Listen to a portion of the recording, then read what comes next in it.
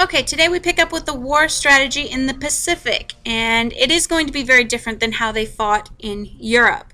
Basically, because of the geographical differences, that's a huge part of it. The war strategy in the Pacific is going to be focused mainly on island hopping. And island hopping is a strategy where you bypass the strongholds, and in this case of the Japanese, and take the weaker islands first. So you're kind of making small wounds in their side as opposed to chopping off their head right away. So you're kind of weakening them. And so we begin to invade the Japanese Empire, taking back the small islands that they had conquered over the last 20 years. The first U.S. offensive where we go and attack them is going to happen at Guadalcanal. And Guadalcanal, about 19,000 U.S. troops are going to invade this small island. And the Japanese are going to be forced to leave about 6 months later.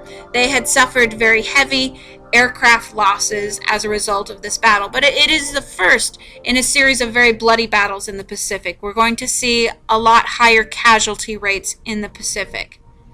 The U.S. troops are going to suffer as well. The Pacific battles take sort of a back seat to the European ones. They don't get the same amount of supplies or reinforcements or medical equipment or attention that the other ones do. The next major battle is the Battle of Tarawa, and Tarawa possesses an airstrip, and that's why it's important for both sides. The Japanese are very well defended at this island, and they were using captured British guns in order to defend themselves. Now the Marine commander in charge of invading this island is going to ignore many of the warnings that he got from native islanders that there was major tide problems at the island, that it could tug you underneath, that very strong rip tides. And he sends in his troops anyway. And unfortunately, his troops get trapped before they can even reach the beaches. Every step they took forward, they were being dragged back 2 more. So it was a very slow progress. As a result, they're not able to reach the beaches very well, and 3,381 will die just trying to take the beach. The U.S. will eventually take the island, but at very heavy costs. The next step from there is to take the Marshall Island chain. During all of this, we do continue our raids on Japan.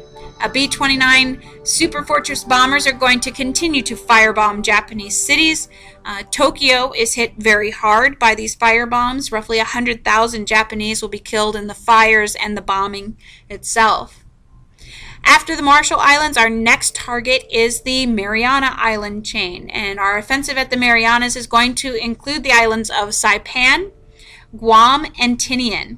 Now, all 3 of these islands had strong Japanese defenses. The Japanese had been there for roughly 25 years, so this was not new territory to them. Our first target is the island of Saipan. Our goal is to take it in 3 days. We think we can do it in 3 days, but the Battle of Saipan is going to last a month. In terms of Americans dead, we lose 3,400 men, and the Japanese over 27,000. After the capture of the island, the Japanese civilians who were living on the island, commit mass suicide by jumping off of a cliff. Well, why did they do this?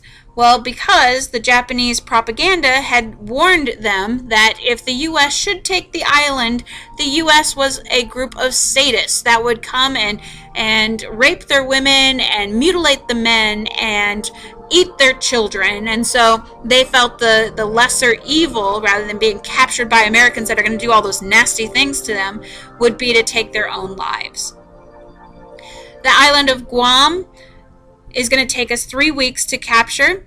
Americans, 1,200 dead, 6,000 wounded. The Japanese, 17,000 dead. And you can see these staggering losses that are being upheld not only by Americans, but also by the Japanese. And so we can see the first indications that the Japanese are willing to fight to the death, that they will fight to the last man, if need be. After the conquest of the Marianas, we now finally have established air bases for the United States in order to launch our invasion of Japan. So we needed to have these islands in order to make it more feasible for us to get to Japan, the Japanese home islands, and attack them. October 20th, 1944, MacArthur makes his famous return to the Philippines, fulfilling his promise that he should return. And he does return, and a few of the soldiers that were taken prisoner will be saved, will be rescued.